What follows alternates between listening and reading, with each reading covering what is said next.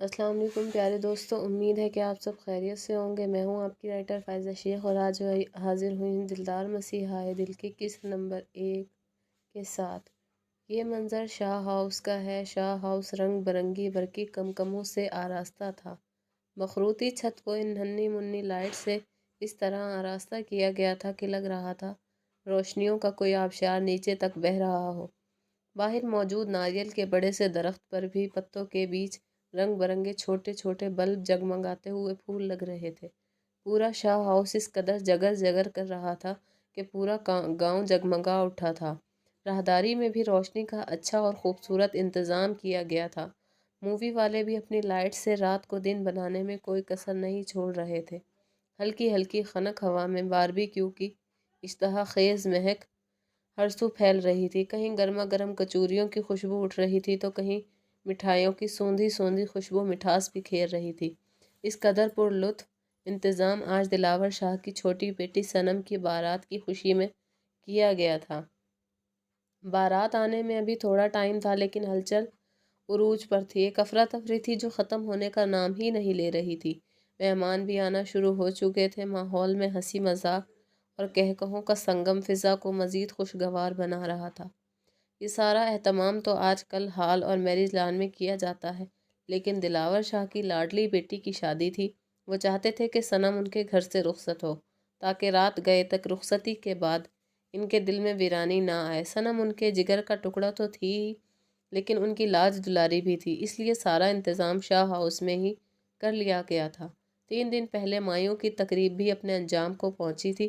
تب سے اب تک شاہ ہاؤس میں رونق ہی رونق تھی۔ بیرون شہر سے آئے مہمان شاہ ہاؤس کے خاص کمروں میں ہی قیام پذیر تھے۔ رنگ برنگے آنچل سے حویلی دمک اٹھی تھی، لیکن ایک بات تھی، تمام خواتین کے لباس انتہائی پرکشش اور باحیا تھے۔ سب عورتوں نے خوبصورتی سے اپنے سروں پر تاج کی طرح دوپٹے لیے ہوئے تھے۔ ویسے تو خواتین اور مردوں کے لیے الگ انتظام کیا گیا تھا۔ خواتین زنان خانے میں تھی جبکہ مرد حضرات کی بیٹھک لگی ہوئی تھی۔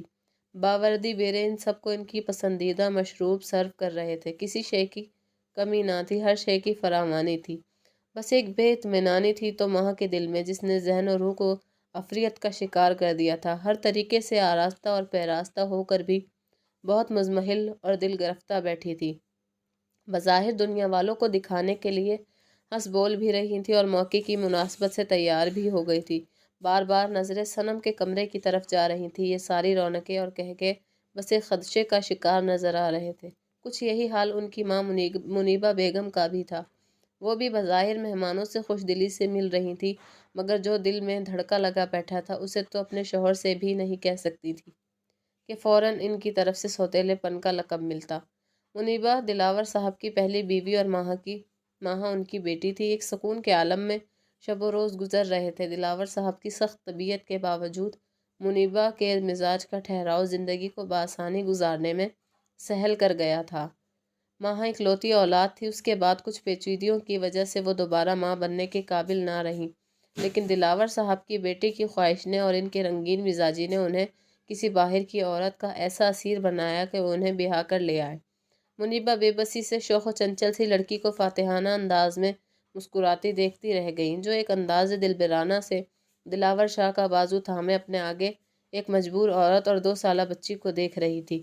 یہ دیواروں سے سر ٹکرانے کا ٹائم نہیں تھا، سو بڑے حوصلے اور صبر کے ساتھ زندگی کے اس فیصلے کو قبول کیا۔ کبھی جو شکوہ کیا تو دلاور شاہ کے اٹل لہجے نے باور کرا دیا کہ کچھ بھی بولنا بے سود ہے۔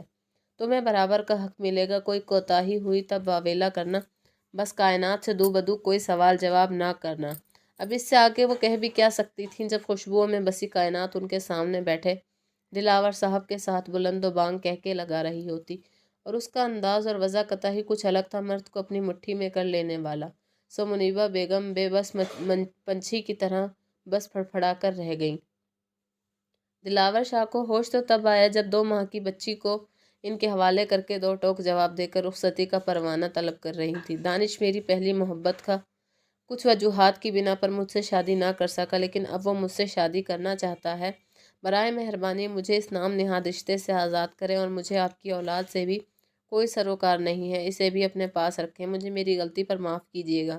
ننھی بچی کو ان کی طرف بڑھاتے ہوئے اس نے غلطی کا لفظ بڑی سفاکی سے ادا کیا، جس کی شدت کا اندازہ دلاور شاہ کی سرخ آنکھوں سے ہو رہا تھا، جن میں شکست تھی، کرب تھا، احساس ندامت تھی، تو کہیں ایک شرمسار قصہ اپنے تمام باب کھولے پڑا تھا۔ یہ بچی جوان ہو گئی تو اسے کس طرح سے اس کی ماں کی کہانی سناؤں گا کہ کیوں اسے چھوڑ گئی اور کہاں گئی بے وفا عورت۔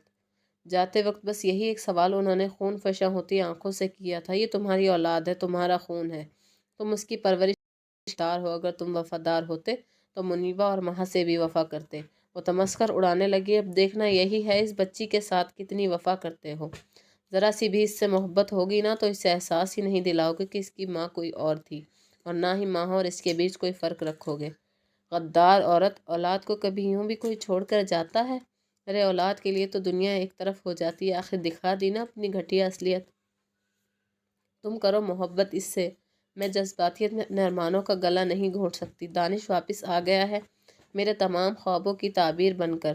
اب عقل مندی یہی ہے کہ میرا پیچھا چھوڑ دو، اللہ حافظ، میں طلاق کے کاغذات کا انتظار کروں گی۔ کھٹ کھٹ کرتی وہ ان کی زندگی سے ایسے نکل گئی جیسے کبھی آئی ہی نہیں تھی۔ اس وقت بھی منیبہ اور ننھی ماہا زندگی کے اس تماشے کو دیکھتے رہ گئے۔ بہت دنوں بعد منیبہ نے شوہر کے چہرے پر ملال دیکھا تھا، جس کا روب دعو بھی اس کی شان تھا۔ انہیں یہ تبدیلی اچھی نہیں لگی تھی۔ شوہر نے اپنے فخر و غرور میں ہی اچھا لگتا ہے۔ یہ کمزور پڑتا شکست خوردہ مرد وہ بے ساختہ آگے بڑھی تھی اور ننھی بچی کے لیے ہاتھ پھیلائے۔ اسے مجھے دے دے، آج میں ان دونوں بچیوں کی ماں ہوں۔ انہیں جیسے جھٹکا لگا، بہت خوفناک خواب سے جیسے بیدار ہوئے، سیکنڈوں میں ان کا جاہ و جلال واپس آ گیا، جو کائنات جیسی عورت کے سامنے کبھی نہ ابھرا۔ کبھی محسوس نہ کرنا کہ تمہاری بیٹی کون ہے اور اس بے وفا عورت کی بیٹی کون، تاکہ زندگی کے کسی مقام پر اس سے سامنا ہو تو وہ بھی دھوکہ کھا جائے کہ میری بیٹی کون ہے۔ منیبہ نے اس کی پرورش میں کوئی کسر نہ چھوڑی، جو کہا وہ کر کے دکھایا۔ راتوں کو اس کی ماں بن کر بچی کے لیے جاگی، ماہا کی طلب کو نظر انداز کر کے صنم کی طلب کو پورا کیا۔ پھر بھی دلاور صاحب کے دل کو قرار نہ تھا۔ کبھی جو صنم روتی تو تیکھے جملے کی نوک ضرور ان کے دل میں گاڑ دیتے، دیکھو کیوں رو رہی ہے وہ۔ کبھی ماہا سے نظریں ہٹا کر اس کی طرف بھی دیکھ لیا کرو، بیٹے کی طلب کہیں اور جا سوئی تھی۔ اب تو ساری ضدیں منیبہ سے تھیں، ساری محرومیوں کا حساب وہ صبردار عورت دیتی رہتی۔ ماہا اپنی ماں کی طرح کمگو اور معاملہ فہم لڑکی تھی، ماں کی مجبوریوں کو خوب سمجھتی تھی، اور سمجھوتا کرنے کی عادت تو اس قدر پڑ گئی تھی کہ فوراً اس چیز سے دستبردار ہو جاتی جس کی خواہش سبز آنکھوں اور بے تحاشا گوری رنگت والی صنم کرتی۔ ہر وقت کی خواہشات کی تکمیل نے اس کے مزاج کو ضد پن اور تکبر میں ڈھال دیا تھا۔ اپنے سے کمتر لوگوں کو وہ منہ لگانا تو درکنار، نظریں اٹھا کر دیکھنا بھی پسند نہیں کرتی تھی، کر کے ملازموں اور ڈرائیوروں کو انگلی پر نچانے کے ساتھ ان کے ہتک بھی خوب کیا کرتی۔ کبھی اس مسئلے میں ماہا مداخلت کرتی تو وہ ہاتھ اٹھا کر خاموش کرا دیتی۔ ان لوگوں کو ڈھیل دینے کا مطلب خود کو تذلیل کروانا ہے، بہتر ہے مجھے اپنا کام کرنے دو۔ وہ خاموش کی خاموش رہ جاتی۔ منیبہ بیگم شروع سے ہی اس کے چال ڈھال دیکھ کر چپ سادھ گئی تھی۔ جب ان کا شوہر اپنی ہی آنکھوں کے سامنے سب کچھ دیکھ کر نظر انداز کر رہا تھا تو وہ کون ہوتی ہے کسی مسئلے میں دخل اندازی کرنے والی۔ وقت کا پہیہ چلتا رہا۔ ان دونوں کالج کی طالبہ تھی۔ صنم جس قدر خوبصورت تھی اتنا ہی تعلیمی میدان میں پیچھے، جیسے تیسے ہی BSc کر کے پارٹ 1 میں پہنچی تھی، اور ماہا MSc کی پارٹ 1 کی ذہین ترین اسٹوڈنٹ تھی۔ ملیح رنگت، بڑی بڑی آنکھیں، بے تحاشا سیاہ بالوں والی ماہا اپنے وقار اور تمکینت سے پوری یونی کی ہر دل عزیز لڑکی تھی۔ صنم کالج میں ہی رہ گئی تھی۔ دونوں اکٹھی ڈرائیور کے ساتھ گاڑی میں نکلتی تو وہ راستے میں اتر جاتی اور ڈرائیور ماہا کو لے کر آگے بڑھ جاتا، واپس بھی اسی طرح ہوتی۔ آج کل کے حالات کے پیش نظر دونوں کو سیل رکھنے کی اجازت گھر سے ہی تھی، جبکہ صنم اسے اپنا حق سمجھ کر مہنگا ترین فون ہاتھ میں پکڑے رہتی۔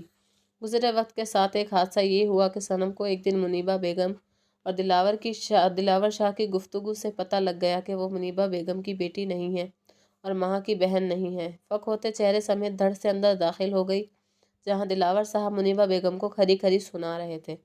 میں ان کی بیٹی نہیں ہوں تو پھر کس کی ہوں؟ کون تھی میری ماں؟ اور جب یہ میری ماں نہیں ہے تو کون ہے؟ ہر بات کا برملا اظہار اس کی خاصیت تھی، تو پھر اتنی بڑی بات سے آگاہی اسے مشتعل نہ کرتی؟ وہ تو جیسے موقع کے انتظار میں رہتی تھی، آگ بگولا ہونے کے لیے، ابھی تو افسانہ بنانے کے لیے بہت بڑا اسے نکتہ مل گیا تھا۔ منیبہ سکتے کے عالم میں آ گئی تھی۔ دلاور صاحب جذباتیت میں کہے گئے جملوں کا الزام منیبہ بیگم پر ڈالنے پر تیار ہو گئے۔ تم ہماری بیٹی ہو، غلط فہمی ہوئی ہے تمہیں۔ منیبہ کا جملہ خود لڑکھڑا گیا۔ اتنی بڑی غلط فہمی کیسے ہو سکتی ہے؟ مجھے اپنے کانوں سے سنا ہے سب کچھ، اور آپ تو چپ ہی رہے۔ مجھے ڈیڈ سے بات کر لینے دیں۔ بدتمیزی سے انہیں جب کراتی رخ باپ کی طرف کر گئی۔ تمہاری ماں ٹھیک کہہ رہی ہے۔ انہوں نے نظریں چرائی۔ ان کی ہاں میں ہاں ملانے کی زیادہ ضرورت نہیں ہے۔ مجھے سب کچھ صاف صاف بتائیں۔ وہ اتنی بڑی تباہی بن کر سامنے کھڑی تھی کہ انہیں جھوٹ کا سہارا لینا محال لگ رہا تھا، اور جو کچھ انہیں نہ چاہتے ہوئے بھی بتانا پڑا، اس پر وہ قطعی یقین کرنے کو تیار نہیں تھی۔ یہ کیسے ہو سکتا ہے؟ بغیر کسی وجہ سے میری ماں نے اپنا بسا بسایا گھر اپنے ہاتھوں سے اجاڑ دیا۔ کوئی تو وجہ ہوگی جس کی بنا پر وہ اپنی اولاد کو چھوڑ کر چلی گئی۔ اس کی آنکھوں میں ناقابل یقین تاثر تھا۔ ہاں، تمہاری سمجھ میں یہی کچھ آئے گا، لیکن تمہاری ماں کی سوچ تم سے کئی زیادہ بلند تھی کہ اپنے عاشق کے سامنے گھر، شوہر اور اولاد بھی ہیج لگنے لگے تھے۔ اب کہ وہ غصے میں آ گئے تھے۔ مت لے ایسے ان کا نام۔ دونوں ہاتھوں سے چہرہ چھپا کر چلا کر وہ رو پڑی۔ کبھی جو اس کی آنکھوں میں نمی برداشت نہ کر پائے تھے، آج وہ بن ماں کی بیٹی ایسے اشک بہا رہی تھی۔ یہ کیسے برداشت کرتے؟ اس کے غم کا ذمہ دار خود کو سمجھنے لگے۔ شکوہ کو نہ ہو کر منیبہ کو دیکھا وہ کمرے سے باہر نکل گئی تھی۔ پتہ تھا کہ قصوروار ٹھہرانے میں ایک پل کا تامل نہیں کریں گے، اور صنم کی نظروں میں تو وہ نامعتبر ہے ہی۔ اس کے بعد تو صنم اپنے کمرے میں جو محصور ہوئی، کسی کے بلانے پر بھی اس کا ستا نہ ٹوٹا۔ منیبہ بیگم، ماہا، سب نے اپنے تئیں کوشش کر لی۔ اس کا ایک ہی جواب تھا کہ اگر زیادہ ضد کی تو وہ کچھ کھا کر ہمیشہ کے لیے خاموش ہو جائے گی۔ دونوں بدنامی کے خوف سے پیچھے ہٹ گئیں۔ دلاور صاحب دوسری صبح جب بے حد ملتجی ہوئے، تب اس نے دروازہ کھولا۔ متورم آنکھیں، سفید چہرہ اور ایک روز کا بھوکا پیاسا نہیں وجود ان کی باہوں میں جھول گیا۔ ان کے تو ہاتھ پاؤں پھول گئے۔ فوراً ہاسپٹل لے کر گئے۔ ڈاکٹر نے کسی صدمے کا اثر بتایا اور مزید کسی بھی قسم کی ٹینشن لینے سے منع کیا۔ دیکھ لیا نتیجہ اپنی زبان درازی کا؟ تم لوگ اسے بچی کی جان لے کر رہو گے۔ تنہائی ملتے ہی وہ کمزور حیثیت والی عورت کو داغ گئے۔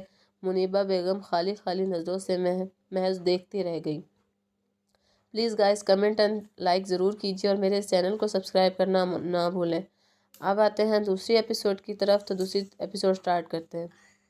صنم گھر آ چکی تھی، پر اس کے رویے میں کوئی تبدیلی نہ آئی۔ منیبہ اور ماہا کو تو وہ جیسے اپنا دشمن سمجھ بیٹھی تھی۔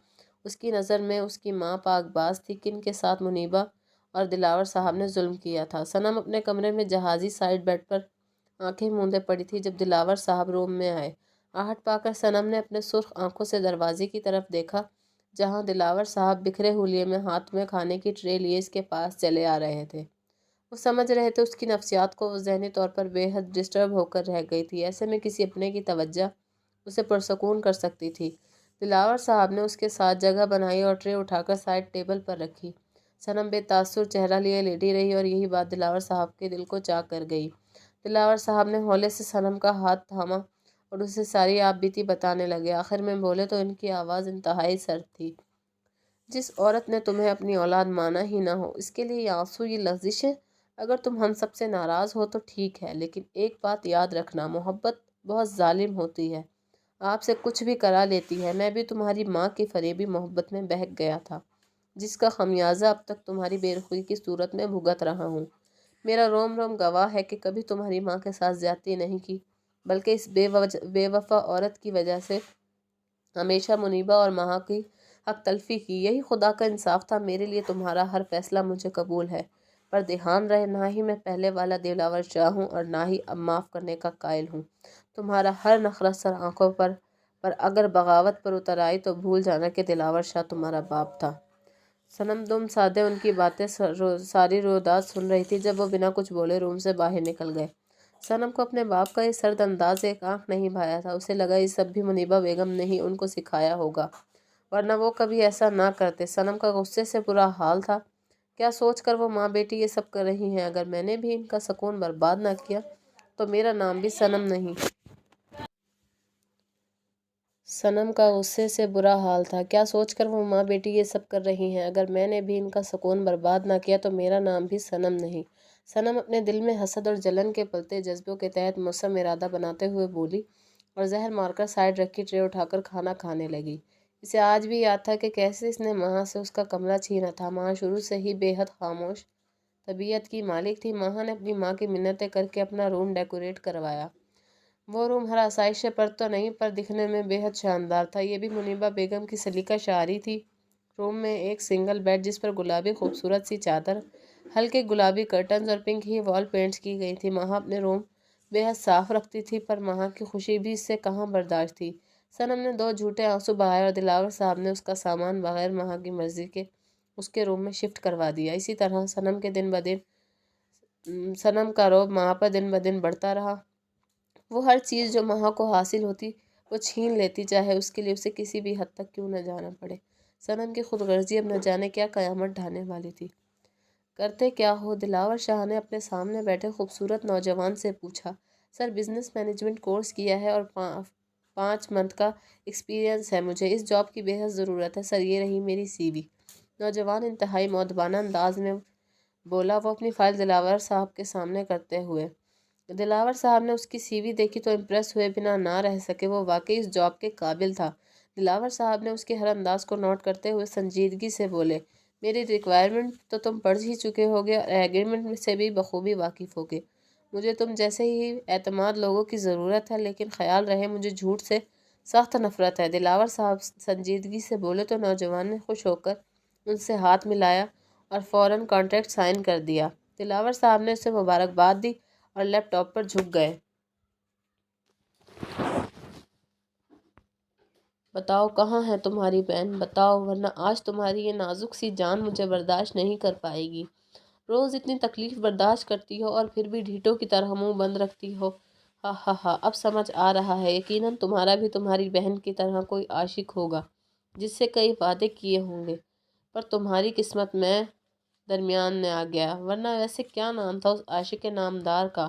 ویسے ایک بات کی تو داد دینی پڑے گی، بہت ہی ہٹ دھرم واقعہ ہوئی ہو۔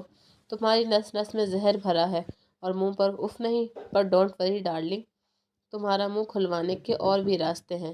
وہ ایک قدم مہر کی طرف بڑھاتا ہوا بولا۔ مہر کانپتی ٹانگوں سے پیچھے ہونے لگی، پر ابھی اور پیچھے ہوتی کہ دھڑام سے بیڈ پر جا گری۔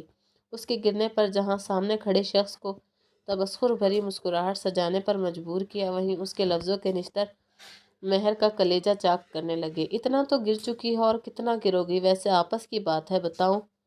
ہاں، کہہ کر لگاتے ہوئے اس شخص کی آنکھوں میں ہلکی سی نمی چمکی، جسے وہ نامحسوس انداز میں صاف کرتا دوبارہ مہر کی جانب متوجہ ہوا، جو خوفزدہ نظروں سے اس کو دیکھ رہی تھی۔ محبت کی شدت تو ہر کوئی دیکھتا ہے، پر نفرت جانتی ہو کیا ہوتی ہے؟ جب آپ کسی کی موجودگی میں گھٹن محسوس کرنے لگے، آپ کے سامنے بار بار ایک ناپسندیدہ منظر کسی فلم کی طرح چلنے لگے اور آپ کو لگے کسی نے کھینچ کر تھپڑ مارا ہو، اندازہ کر سکتی ہو اس اذیت کا جب ایک انچاہا شخص آپ کی مرضی کے خلاف آپ کی زندگی میں شامل کر دیا جائے۔ مہر سسکنے لگی تھی۔ اس کے سخت لفظوں پر کتنا عجیب شخص تھا جس سے صرف اپنی تکالیف کا احساس تھا، اس کے سوا کسی چیز کا نہیں، نہ کسی معصوم جان کا جو اس کی وجہ سے ہر لمحہ بس ایک اذیت میں گزار رہی تھی۔ پر لب پر ایسی گہری چپ تھی کہ دیکھنے والے کو بھی پتھر کا گمان ہوتا۔ وہ خود کو اکثر سوچتی تھی کہ کیا وہ واقعی اس قابل تھی جس سے زندگی نے نوازا تھا؟ ہے سیاہ بخت کوئی مجھ سا جو مناسب نہ ہو کسی کے لیے؟ لمحوں کی قید کب مہر کے لیے صدیوں کی قید بن جائے، کون جانے؟ جس شخص سے رہائی پر